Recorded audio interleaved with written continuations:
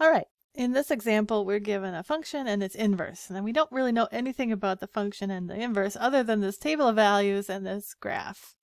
Okay, so first of all, it says use the table to find f of 2, f inverse of 2, f prime of 2, and the derivative of f inverse of 2. All right, we'll just take these one at a time. Let's first of all just start with f of 2. Now that's simple. We can just read it right off the table. So it says right here that that when x is 2, right, when x is 2, f of x is 4. So that's pretty straightforward. All right, so next one is asking for f inverse of 2. Okay, so now we will, this 2 is the output of f, and we want to find what the input was. All right, so here we're going to take this value, right, when f is 2, right, we get just the opposite, we get what the input was, so we get 1. Okay, so that's the value of the inverse at 2. Okay, we can because the input is the output of the original function. All right, now f prime at 2. That's pretty straightforward too, right? Because we're given these values for f prime as well. So at 2, we get 2.8. So f prime at 2 is 2.8. All right, this next one's a little more tricky, but this is where we need to use the general formula for the derivative of an inverse. Okay, so we want the derivative of f inverse at 2.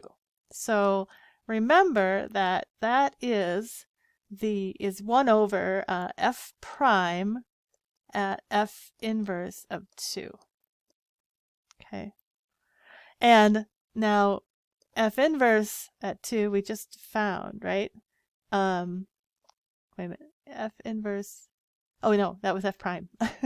Yeah. Oh no, we found f inverse of 2, right? So so now that means it's f prime at 1, right? Because we found that the f inverse of 2 is 1. Okay, so now we want to find the derivative of the function at 1. Okay, so that's going to be right here. So we're going to get 1 over 1.4. Okay, and if you divide that, you get 0.714. Okay, so the next part is asking us to find the equation of the tangent lines at these points P and Q. Okay, so point P looks like it's the point 3, 8. And then point Q is the comparable point on the inverse function, so it's 8, 3. All right, so we know a point, and if we know the slope, then we can use the point slope form of a line to come up with the equation for the tangent lines at those points, right? Because the tangent line will have the slope of the tangent line will be the derivative of the function at that point. That passes through, and the line has to pass through the point, right? The point that we're given. All right, so let me see here. I'll just scroll down a little bit. Try and scroll down without not losing too much. All right, so at the point P, which is 3, 8, right? We can find that the slope, right, is the value at 3, right? So the slope is the derivative at 3.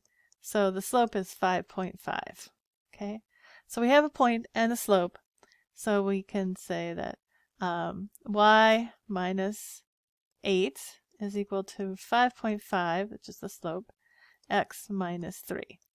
Okay, now that's a fine equation for a line.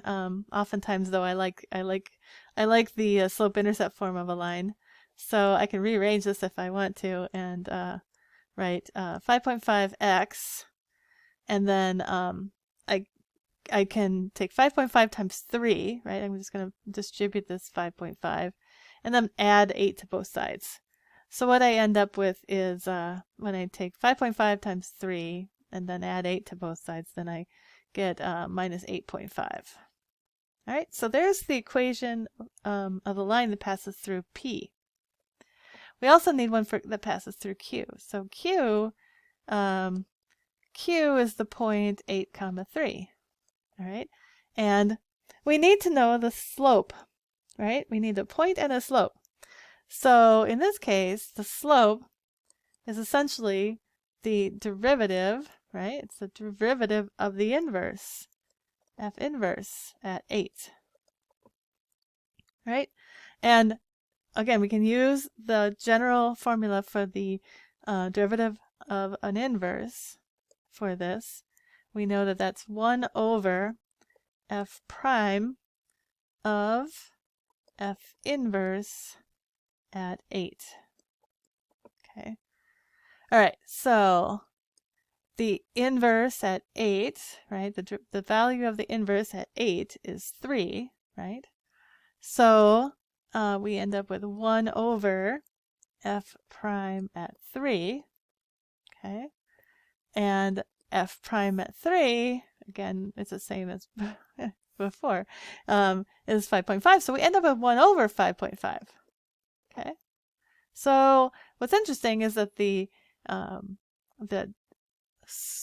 tangent line, the slope of the tangent line on the inverse is the reciprocal of the slope of the corresponding point on the original function. All right. So, but anyway, we have to come up with an equation for a line. So we're going to get y minus 3 equals 1 over 5.5. Now I could calculate that out. Times x minus 8. And so if I rearrange this equation, I'll get, well, I'm going to rearrange it, and I'm also going to do 1 over 5.5, which is 0.1818x. Okay, I'm going to distribute this 1 over 5.5, and then I'm going to add 3 to both sides. So what I end up with is plus 1.5455. All right, so there's an equation for the tangent line at point Q. So, and I think that's, let's see, what else? Okay, then that's it. Discussion questions you can work on, and we will see you again soon.